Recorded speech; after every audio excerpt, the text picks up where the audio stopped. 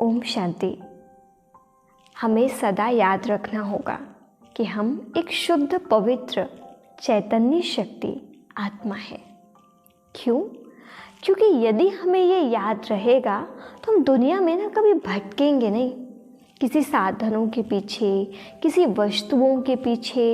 ये चीज़ हमें मिल जाए तो हमारे जीवन में सुख शांति आ जाएगी, ऐसा कभी नहीं सोचेंगे। ऐसा सोचता कौन है पता है? जो अपने शुद्ध स्वरूप में रहता नहीं है। बस ऐसी एक प्यारी सी बात है, आप ध्यान से सुनिएगा। एक समय की बात है जब सिकंदर का ज़माना हुआ करता था।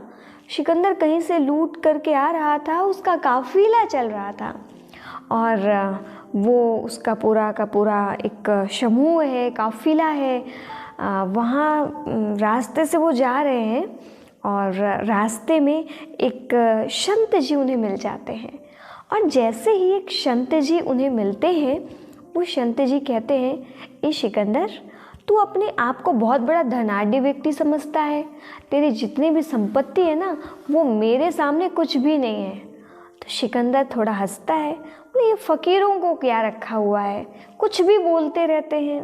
लेकिन उसी क्षण उन संत ने अपनी झोली से एक चमकीला सा पत्थर निकाला और उस चमकीले से शाइनिंग स्टोन को निकाल करके अपने हाथों में रखकर कहा, यदि तुम्हें विश्वास नहीं होता ना सिकंदर, तो ला ले तेरे पास जितना भी सोना हीरे जवाहरात है और रख के देख ले तराजू में।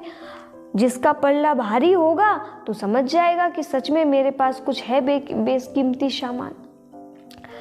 तो सिकंदर को थोड़ा लगा कि अरे अब ये इतनी बड़ी बात कह रहा है, जैसे मुझे चुनौती दे रहा है। तो उन्होंने भी तुरंत तराजू मंगवाया और अपने पास जितना भी सोना चांदी हीरा था उसमें से कुछ चीज़ें उस तराजू में डलवाई और एक तरफ उनका स्टोन।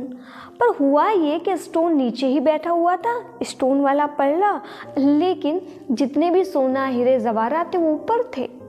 तभी उन्होंने और मंगवाया और मंगवाया और मंगवाया, इतना मंगवाया कि सारा का सारा जितना भी उनके पास में सोना हीरा जवाहरात था खत्म हो गया।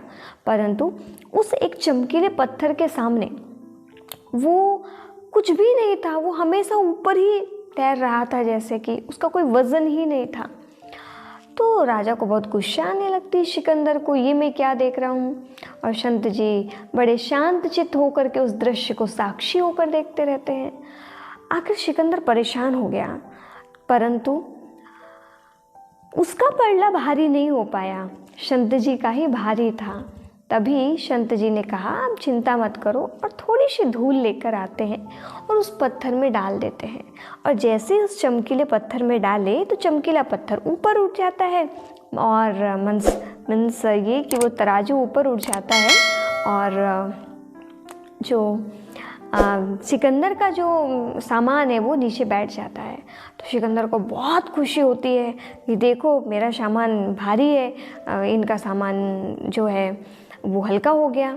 परंतु ये तो बात है ही, अभी तक तो हो नहीं पा रहा था और अचानक से कुछ ही सेकंड में परिवर्तित हो गया। तो सिकंदर के अंदर एक जानने की उत्सुकता जागृत होती है, थोड़ी खलबली सी, बेचैनी सी, हलचल सी आ जाती है कि ऐसा क्या किया, ऐसा क्या है इसमें, जो धूल डाली तो एकदम से ये लाइट वेट हो गया और ये वाला पल्ला ऊपर हो गया, मेरा पल्ला नीचे बैठ गया।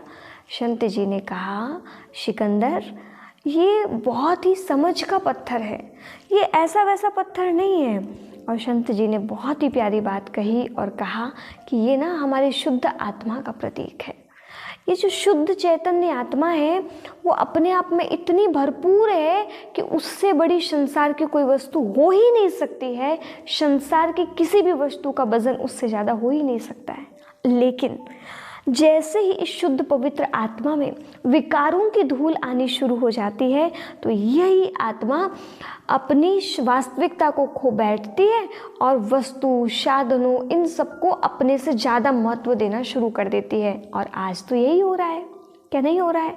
हम खुशियों को, शांति को हम चीज़ों में, साधनों में ढूंढ रहे हैं, परंतु सब कुछ तो हमारे ही अंदर है। पर हमारे इस शुद्ध स्वरूप में धूल आके लग गई है। काहे की धूल लगी है? तो हम कहें कि काम है, क्रोध है, लोभ है, मोह है, अहंकार है, ईर्ष्या है, द्वेष है, घृणा है, नफरत है, इन सब विकारों की धूल लग पड़ी है।